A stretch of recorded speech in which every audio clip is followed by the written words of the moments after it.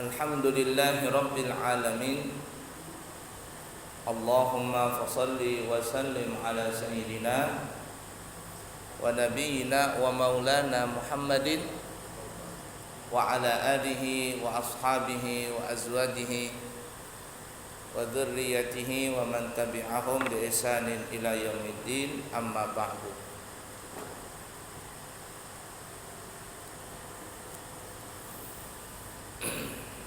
Pada pertemuan yang lalu kita membahas masih yang berkaitan dengan salatus safar atau salat yang dikerjakan pada saat kita bermusafir. Kita juga telah membahas kemarin hukum musafir itu ada 5. Kalau kita bepergiannya itu ada terbagi menjadi 5 hukum. Yang pertama, ada orang yang bepergian musafir itu musafir yang wajib. Musafir yang wajib contohnya seperti berangkat haji atau berangkat umrah yang pertama kali. Berangkat haji atau berangkat umrah seperti sekarang ini kan ya, orang berangkat haji. Ini adalah rukun Islam yang kelima. Orang yang baru pertama kali berangkat haji, maka ketika dia musafir, itu musafirnya disebut musafir yang wajib. Begitu juga orang yang menuntut ilmu agama. Menuntut ilmu agama yang wajib. Seperti umpama belajar tentang tata cara sholat, belajar tentang tata cara puasa, bagaimana tentang cara membersihkan najis dan sebagainya, cara berwudu, cara istinja, itu kewajiban sehari-hari. Di kampung dia umpama di pedalaman tidak ada guru yang mengajarkan itu, lalu dia bermusafir untuk menuntut ilmu agar dia bisa melepaskan dirinya dari kebodohan tadi. Maka musafir seperti ini disebut namanya musafir yang wajib. Nah, musafir wajib ini itu boleh untuk mengqashar menjamak ya, mengqashar menjamak. Nanti kita akan bahas semuanya. Yang kedua, kita pernah juga membahas bahwa hukum musafir yang kedua adalah sunnah. Contohnya seperti orang yang berziarah ke makam Rasulullah SAW. Ini orang berangkat haji, gelombang pertama biasanya turun ke Madinah untuk mengerjakan arba'in, salat 40 waktu secara berjamaah. Ada yang mendapatkan 8 hari atau bisa ditambah 1 hari lagi bonusnya. Selama 40 waktu berjamaah terus. Itu hukumnya sunnah berziarah ke makam Rasulullah. Begitu juga orang yang menjalin silaturahim, orang yang mudik lebaran untuk menemui orang tuanya dan seterusnya. Itu semuanya hukum musafirnya adalah musafir sunnah. Musafir sunnah seperti itu maka boleh bagi dia untuk mengqashar dan menjamak. Kemudian yang ketiga, ada kalanya musafir itu mubah, yakni tidak mengandung pahala juga tidak mengandung dosa. Seperti contohnya orang yang bermusafir untuk berdagang. Orang berdagang membawa dagangannya ke daerah lain, boleh? Apalagi kita Balikpapan ini kan banyak barang-barang dagangan itu dari luar, dari Pulau Jawa, dari Sulawesi. Kalau beras banyak dari Sulawesi kan ya. Ada apalagi sayur-sayuran dari Jawa, Lombok dan sebagainya. Pakaian-pakaian juga dari luar daerah. Ada orang yang membeli barang dari luar daerah dan seterusnya. Ketika dia berdagang seperti itu di luar daerah, maka ini disebut namanya musafir mubah. Kemudian yang ketiga yang kita sebutkan kemarin adalah musafir makruh. Musafir makruh ini musafir yang tidak sampai berdosa, tapi Allah nggak suka kalau ada orang bermusafir dengan niat seperti itu. Contohnya apa? Seperti orang yang berdagang dalam urusan alat-alat permainan yang bisa melupakan kepada Allah, tapi tidak sampai haram ya, artinya bisa melalaikan Allah. Ya, kalau disebutkan oleh ulama itu contohnya adalah seperti isranja, seperti permainan catur, permainan apa namanya ini? Biliar, bola sodok dan sebagainya. Karena kalau orang sudah candu itu, ini luar biasa, bisa melupakan daripada kewajiban-kewajiban sholat, melalaikan. Berapa banyak orang yang sudah kecanduan main domino, main catur, lupa. Termasuk zaman sekarang ini ya apa namanya PlayStation, apa namanya ini ya, Mobile Legend dan sebagainya. Itu kalau sudah kecanduan itu repot. Makanya kalau di pesantren saya, anak santri itu kata saya tidak boleh main HP. Jadi kalau orang tuanya masukkan sekolah, anaknya di pondok, boleh main HP enggak, Pak? Boleh bawa HP enggak? Enggak ada bawa HP. Enggak ada bawa HP. Jadi bagaimana kalau komunikasi? Ada handphone. Di pondok kita punya telepon sendiri. Nelponnya seminggu sekali. Seminggu 2 kali, hari Jumat atau hari Ahad. Kalau mau telepon hari Jumat, hari Ahad. Kalau sakit gimana? Nanti kita kabarin.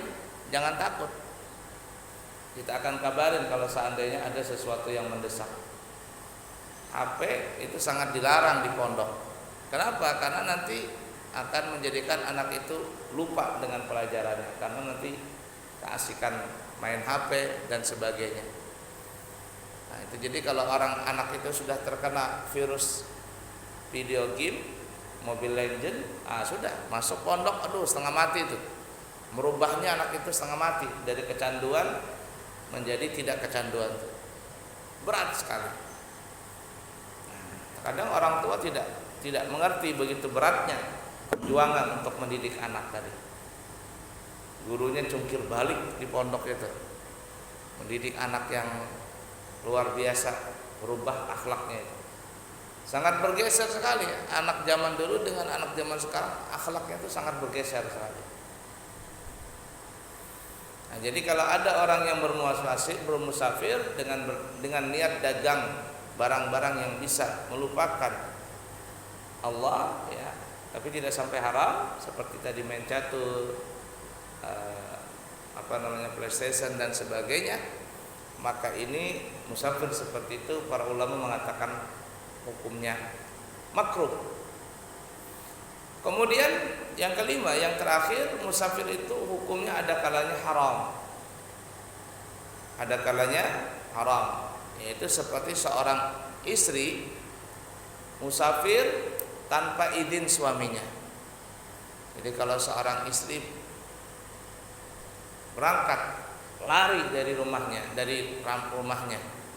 dia pulang ke rumah orang tuanya tanpa izin suami, maka hukumnya haram. Nah, inilah perempuan-perempuan zaman sekarang ini kalau sudah kelahi sama suaminya, minimal bikin status di Facebook gitu, supaya orang tahu semuanya. Jadi kekacauan di rumah tangganya itu dibikin rame di Facebook, di media sosial. Jadi orang pada tahu semuanya. Perempuan seperti itu sangatlah jelek sekali. Jelek sekali sifat seperti itu. Kalau ada problem di rumah tangga, diselesaikanlah dengan baik-baik begitu. Tidak perlu diumbar di media sosial, apalagi sampai mengundang wartawan. Tidak baik, sangat-sangat tidak baik seperti itu. Dan banyak sekali perempuan seperti itu. Entah laki-laki enggak perempuan, tapi kebanyakan perempuan itu mengumbar aib keluarganya, rumah tangganya di media sosial. Ala kulli hal. Nah, kemudian yang lebih parah, keluar tanpa izin dari suaminya, pulang ke rumah orang tuanya. atau minggat begitu dan sebagainya. Haram, hukumnya haram. Musafir seperti itu haram. Dan kalau seandainya perempuan itu meninggal dunia pada saat dia bermusafir, maka dia meninggal dalam keadaan bermaksiat kepada Allah Subhanahu wa taala. Nauzubillahi min dzalik. Nah, itu kemarin kita sudah bahas ya, hukum-hukum musafir. Kemudian kita juga pernah membahas, kita ulangin ya karena lama sekali nih, baru belajar nih. Kemudian kita juga pernah membahas pada pertemuan yang lalu bahwa kalau kita musafir yang baik ya, musafir yang wajib atau musafir yang sunnah atau musafir yang mubah, pada saat kita musafir dan kita ingin melaksanakan sholat fardu, maka kita melaksanakan sholat fardu itu ada beberapa cara. Kita boleh memilihnya. Yang pertama adalah kita sholatnya seperti halnya kita sholat di waktu mukim, di waktu yang kita tidak musafir, yakni kita sholat tanpa kita qashar, tanpa kita jamak. Jadi ketika kita jalan, setiap sampai waktu kita turun, kita sholat dengan sempurna, tanpa diqashar, tanpa dijamak. Kemudian jalan lagi sampai waktu maghrib, umpama turun lagi, sholat maghrib lagi secara sempurna. Kemudian jalan lagi sampai waktu isya, turun lagi, sholat isya lagi, dan seperti itu seterusnya. Apakah boleh? Boleh, tidak ada masalah. Artinya sholatnya sah. Yang kedua adalah orang yang mengqashar saja tanpa menjamak. Mengqashar saja tanpa menjamak. Berangkat dia jalan ke musafir sampai waktu zuhur dia berhenti. Lalu dia salat zuhur 2 rakaat saja. Yakni diqashar tanpa dia jamak, tanpa dia gabungkan dengan asar. Baik dia jamak takdim ataupun jamak takhir, dia tidak gabungkan. Nanti setelah salat zuhur jalan lagi sampai di waktu asar dia berhenti lagi. Lalu dia salat asar 2 rakaat tanpa diqashar, tanpa dijamak. Ini cuma diqashar saja asarnya. Kemudian begitu juga sampai maghrib, kalau maghrib tidak bisa diqashar. Sampai isya dia qashar lagi dan seperti itu seterusnya. Ini yang disebut namanya salat mengqashar saja, tanpa dijamak, baik jamak takdim ataupun jamak takhir. Kemudian yang ketiga adalah diqashar dan dijamak takdim. Sudah diqashar, jamak takdim lagi. Nah, ini yang sering kita kerjakan. Sampai kita umpama waktu zuhur, kita turun salat zuhur, qashar 2 rakaat plus kita jamak takdim dengan asar. Yani asarnya kita tarik ke zuhur. Zuhur 2 rakaat, asar 2 rakaat. Ini disebut namanya qashar jamak takdim. Qashar jamak takdim. Nah, kemudian kita salat maghrib, sampai maghrib kita salat maghrib. Maghrib tidak bisa diqashar. 3 rakaat maghribnya, isyanya 2 rakaat. Ini yang disebut namanya qashar jamak takdim. Kemudian yang keempat, atau kita boleh memilih salat qashar jamak takhir. Qashar jamak takhir. Kita berangkat sampai di waktu zuhur kita tidak berhenti. Kita niat dalam hati bahwa kita akan melaksanakan salat zuhur nanti dengan asar di jamak takhir. Zuhur kita tidak berhenti, ke jalan sampai waktu asar baru kita berhenti di salat asar, di waktu asar. Lalu kita salat zuhur 2 rakaat dan asar 2 rakaat. Itu disebut namanya qashar jamak takhir. Boleh seperti itu? Boleh juga. Atau cara yang kelima. Cara yang kelima itu adalah orang yang mengerjakan salat cuman jamak saja, dijamak tanpa diqashar. Sampai waktu zuhur kita salat zuhur 4 rakaat dan asar 4 rakaat. Ini namanya salat jamak takdim. Zuhur 4 rakaat, asar 4 rakaat. Namanya salat jamak takdim saja tanpa diqasar. Kemudian nanti sampai waktu maghrib kita berhenti di salat di waktu maghrib, kita salat maghrib 3 rakaat dan salat isya 4 rakaat. Ini yang disebut namanya salat jamak takdim saja tanpa diqasar.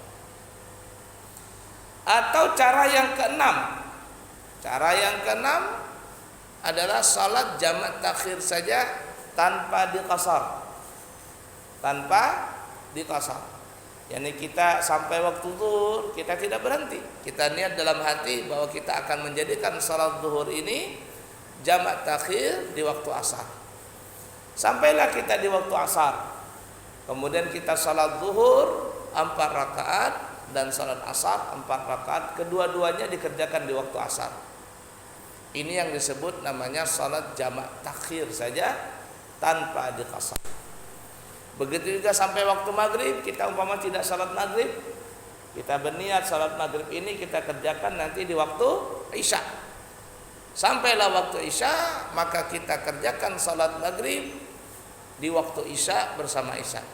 Maghribnya 3 rakaat dan isyanya 4 rakaat. Ini yang disebut namanya salat jamak takhir saja.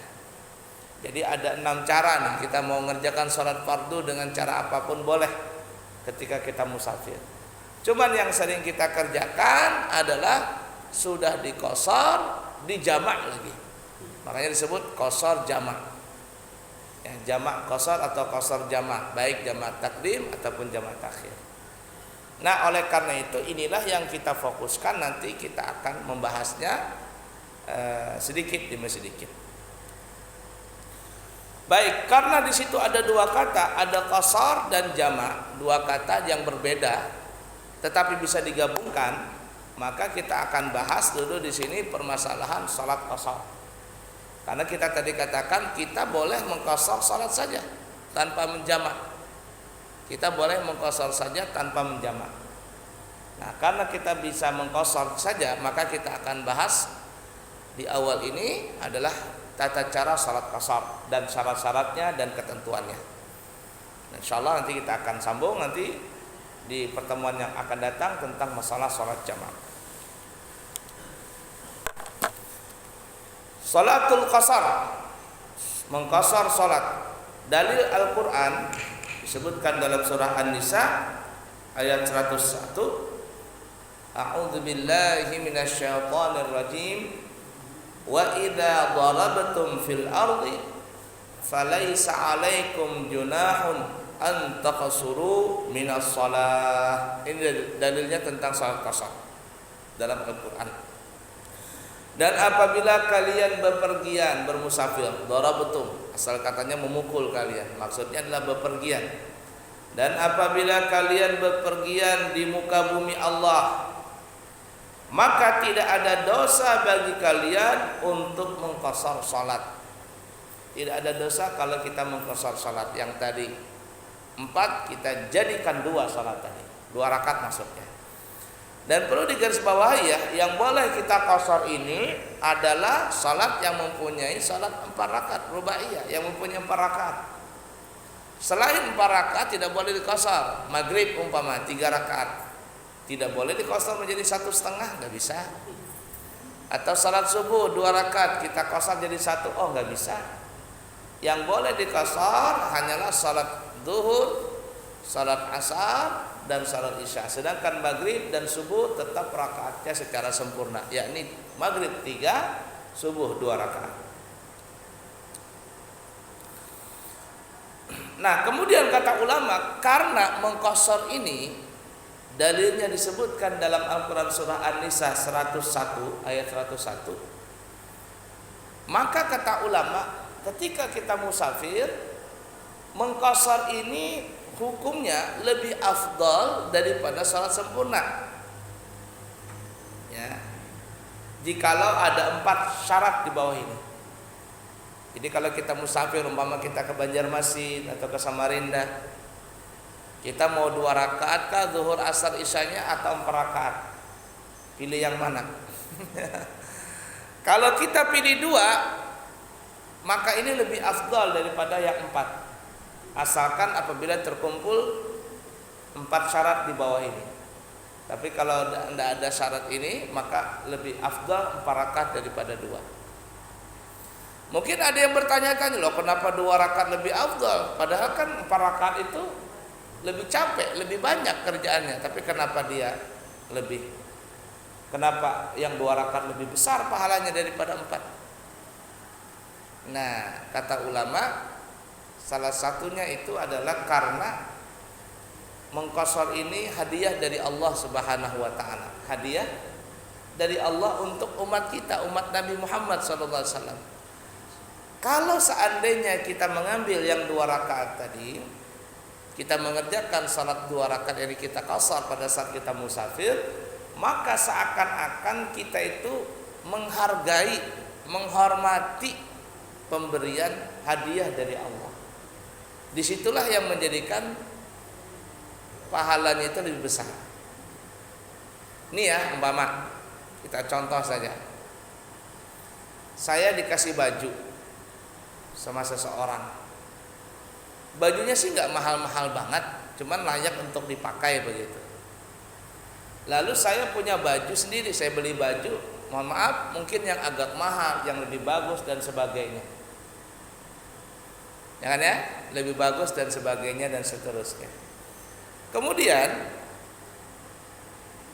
untuk menyenangkan hati orang ini yang ngasih baju, lalu saya pakai baju itu. Saya bawa dakwah kemana-mana. Kemudian terkadang saya umpama diundang ke rumahnya orang itu, lalu saya pakai bajunya yang dia kasih itu ke saya tadi, saya pakai untuk dilihat sama dia.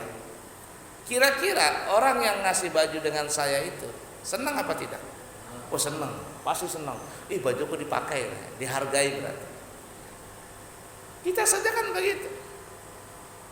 Nih Pak Saiful ngasih nasi pecel nih. Kalau saya makan di hadapan Pak Saiful, Pak saya mau makan sekarang, pasti senang dia.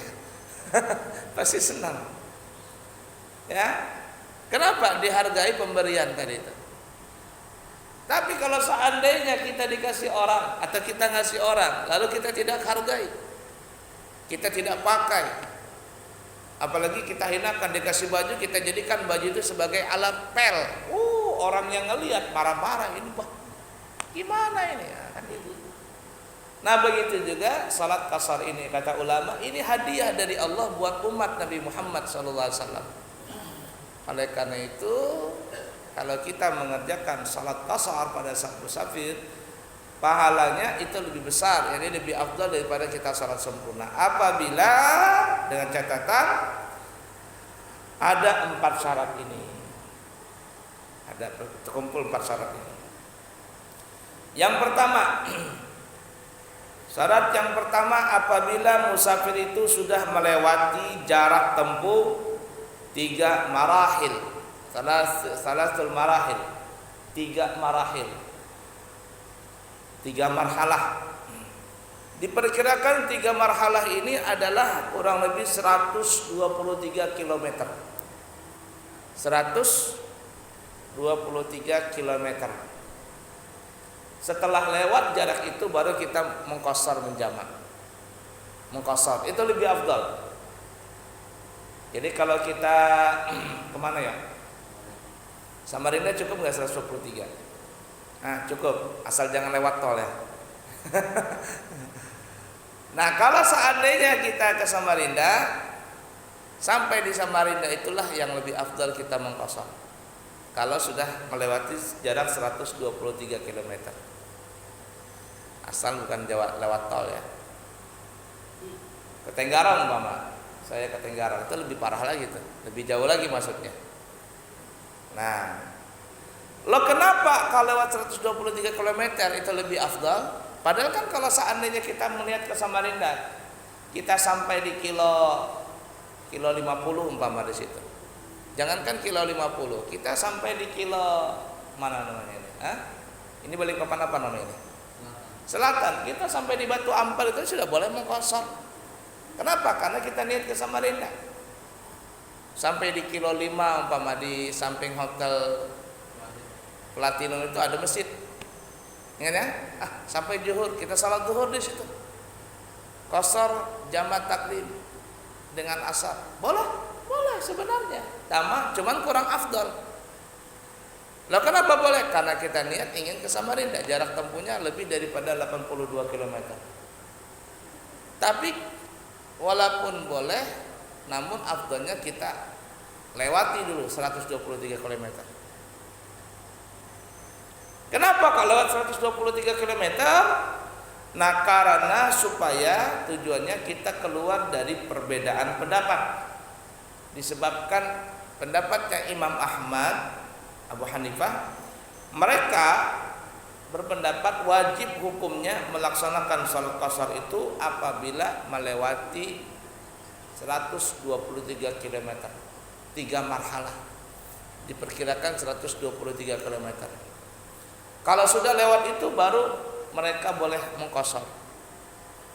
Kalau mazhab Imam Syafi'i, walaupun tidak sampai 120 km, tapi kita niatnya ingin berangkat lebih dari 82 km, itu boleh kita mengqashar. Mudah dipaham kira-kira ya? Nah, seperti itu. Itu lebih afdal. Yang kedua, syaratnya adalah apabila di dalam hati kita ini ada merasa berat untuk melakukan qashar. Kan ada sebagian orang itu merasa, kenapa sih diqashar-qashar? Orang sempurna 4 rakaat, kenapa diqashar? Artinya ada rasa tidak suka dengan mengqashar itu. Ya seakan-akan dari apa ya? Seakan-akan dia tidak menghargai pemberian Allah itu. Kan Allah kasih nih, lalu dia enggak usah gini salat qashar 4 rakaat saja, kayak orang pemalas saja salat qashar itu. Seakan-akan dia berkata di megang itu, seakan-akan dia seperti yang saya katakan, enggak usah dipakai baju itu, orang baju murah aja kok. Baju murah aja harganya, ini lebih pakai baju yang mahal ini lebih enak, lebih mahal, lebih keren bajunya. Dia menghinakan pakaian yang murah tadi, tidak menghargai seperti itu. Maka ketika ada dalam hati sifat seperti itu, lawan itu. Pakailah pakaian yang murah tadi untuk menghargai orang yang memberikan kita. Apalagi Allah Ta'ala. Paham kira-kira ya? Sehingga karena menghargai pemberian Allah, pahalanya lebih besar. Yang ketiga, apabila ada orang ragu-ragu tentang dalil yang membolehkan tentang masalah yang membolehkan seseorang untuk salat qashar. Jadi mungkin ada orang baru belajar agama atau apa, dia nggak tahu dalil salat qashar. Cuman dia pernah belajar, cuman apakah dalilnya ada atau apa? Nah, kata gurunya ada dalilnya. Mana dalilnya? Ini dalilnya. Oh, setelah disodorkan dalil. Oh, iya ada dalilnya. Iya, baru dia salat qashar. Nah, kalau seandainya ada keraguan tentang dalil salat qashar, maka kata ulama, lawanlah itu. Kerjakanlah salat qashar. Karena apa? Karena dalil salat qashar itu hukum adalah ada.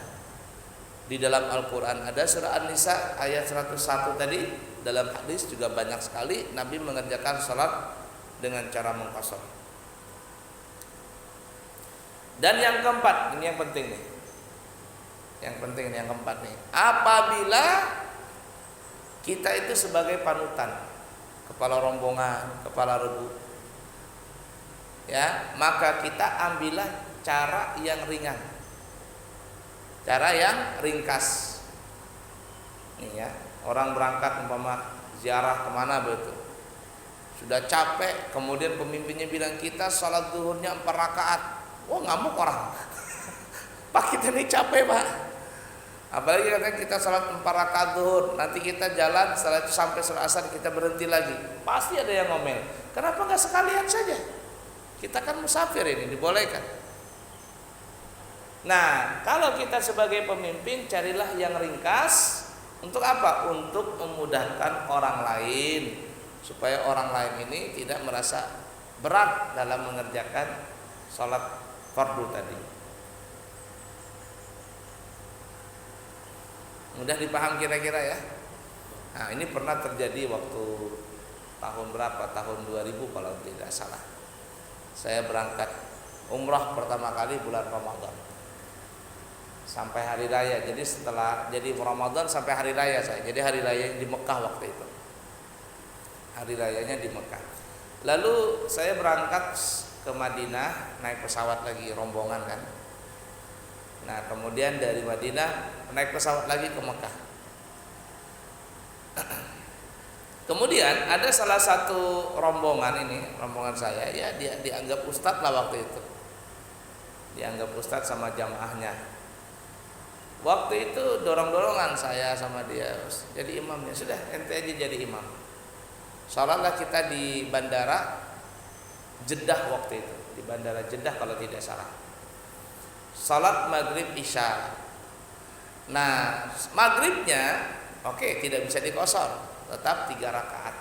Tapi ketika salat isya, si imam ini tidak memberitahukan kepada jamaah dia kepingin salat sempurna. Padahal kan tadi boleh aja ya, sempurna. Dia kepingin menjamak takdim saja. Kemudian salat isya lah si imam ini 4 rakaat. Lah kita jamaah belakang terpaksalah kita ikut 4 rakaat. Setelah salam ada bapak yang salah satu bapak itu memang orangnya pemarahan gitu. Pokoknya dari awal berangkat sampai pulang tuh kelahi aja kerjaan sama istrinya itu. Beribut aja sama istrinya tuh. Saya ngeliat tuh, kata saya, ini manusia ini gimana, ini berangkat umrah tapi berkelahi terus. Ya. Jadi bapak ini marah-marah, kenapa itu imam itu kenapa tidak menggosok, marah-marah dia. Orangnya keras nih. Yang imam ini, yang teman saya ini waktu itu yang jadi ketua, dianggap ketua rombongan lah waktu itu. Dipanggil bapaknya, Pak kita duduk sini dulu Pak, kita bicara bareng. Enggak mau katanya, itu kamu tuh salah, dia salah-salahkan. Akhirnya saya cuma diam saja, mau bagaimana lagi? Dalam satu sisi teman saya ini benar, dan ada salah dalam salatnya. Dalam satu sisi bapak ini juga merasa benar karena dia kepingin mengkosor. Tapi kenapa imamnya menjamah, sempurna? Nah, makanya oleh karena itu sebaiknya kalau kita sebagai pemimpin rombongan, apapun rombongan kemanapun, kalau kita mau sholat kita diskusikan dulu sama jamaah. Mau kosor kah, mau jamak kah, atau mau kosor saja kah, atau gimana ini? Terus terang saya biasanya kalau jalan gitu, rombongan ke Tenggarong atau kemana begitu, saya akan musyawarahkan sama jamaah. Pak, kita ini kosor saja Pak, ya kosor saja. Nah gimana? Ya katanya. Terkadang kata saya, ini kita salat zuhur nih, tapi kita sampai di Balikpapan paling-paling nanti jam 1, jam 2 ini kata saya. Jam 2 mungkin, nanti masih ada waktu itu salat asarnya. Apa kita salat zuhur aja atau gimana? Salat zuhur aja Pak, nanti kita sampai di rumah salat asar kita, kan sampai di rumah jam 2 itu. Ada juga saya pernah dari pulang dari Tenggarong dengan rombongan. Waktu itu anggaplah di kilo berapa itu sampai zuhur. Lalu saya bilang sama jamaah, kita ini mau salat zuhur asar atau gimana? Nah, karena kita kalau sampai di Balikpapan paling-paling kita 2:30 nih, masih ada 1 jam lebih itu salat asar itu. Masih waktu ada salat zuhur, ya ini asarnya masih lama. Aja Pak, kita salat zuhur asar duluan. Nanti kita sampai di rumah enggak lagi salat asar, langsung tidur saja. Sampai akhirnya kita salat zuhur asar, sampai di rumah itu kurang lebih masih 2:30. Masih ada waktu zuhur panjang dan waktu asar masih lama. Akhirnya sampai waktu asar sudah kita tidak salat asar. Kenapa? Karena kita sudah salat asar duluan. Jadi tidak perlu lagi salat asar di rumah. Itu boleh hukumnya, itu dispensasi. Nanti kita akan sampai semuanya bab masalah itu semua. Nah, tapi karena kita ini kebiasaan salat asar, ketika orang adzan rasanya hampa begitu. Rasa hampa, artinya kayak sayur kurang garam gitu. Akhirnya salat asar lagi di rumah. Nah, jadi intinya didiskusikan dengan jamaah, jangan kita sebagai pemimpin kepingin mau kita. Jadi kita musyawarahkan dalam masalah salat, apakah mau dikosor atau mau dijamak atau gimana begitu. Tanyakan, kalau seandainya ada pro kontra, ada 2 pendapat ini, ambillah kita cari yang banyak. Pendapat yang banyak yang mana kita ambil. Pak, ini banyak yang setuju umpama kosor, Bapak cuma sendirian yang kepingin sempurna. Mohon maaf Pak, kami akan melaksanakan sholat dengan cara sholat kosor. Tapi kalau Bapak mau ngotot mau sholat sendiri sempurna, silakan saja, tidak ada masalah. Nah, kami Pak atau sepakat sebaliknya, kami sepakat sempurna sholatnya Pak 4 rakaat. Tapi kalau Bapak mau mengqashar, silakan saja Bapak. Dimusyawarahkan seperti itu. Ada juga pemimpin rombongan itu datang satu masjid. Ternyata di masjid ini lagi sholat berjamaah. Lagi sholat berjamaah. Kalau sholat berjamaah kan sempurna itu karena di orang kampung. Ini pemimpinnya bilang, para jamaah kita tidak usah ikut sama imam yang di masjid.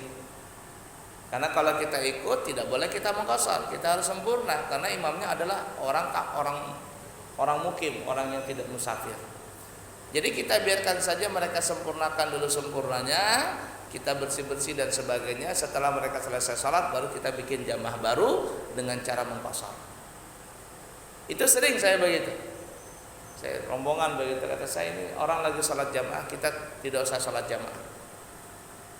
Dengan orang yang kampung maksud saya. Nanti selesai baru kita salat jamaah dengan cara mengqashar.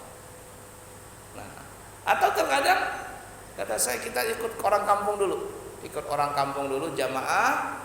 Kemudian itu kita mundur, kita bikin salat di belakang, qashar berjamaah. Boleh juga. Jadi tergantung kita mau gimana caranya sebagai pemimpin rombongan tadi, supaya tidak pro kontra di dalam masalah salat nanti, ya salat dengan jamaah yang lainnya. Baik. La ilaha illallah. Selesai syarat-syarat qashar. Syarat-syarat mengqashar lebih afdal daripada sempurna. Kemudian nanti kita akan masuk syarat-syarat sahnya mengqashar. Jadi kalau kita ingin mengqashar salat, kita harus sempurnakan syarat ini. Ada 11 syarat kalau kita ingin sempurna atau kita ingin sah salat qashar kita. Jadi 11 syarat ini harus sempurnakan. Kalau sempurna 11 syarat ini, salat qashar kita sah. Tapi kalau tidak sempurna, maka salat qashar kita tidak sah. Yakni kita wajib salatnya secara sempurna 4 rakaat. Insyaallah nanti kita akan bahas di kesempatan yang akan datang. Ada pertanyaan? Bapak Ibu, Ibu-ibu nih bisa bertanya.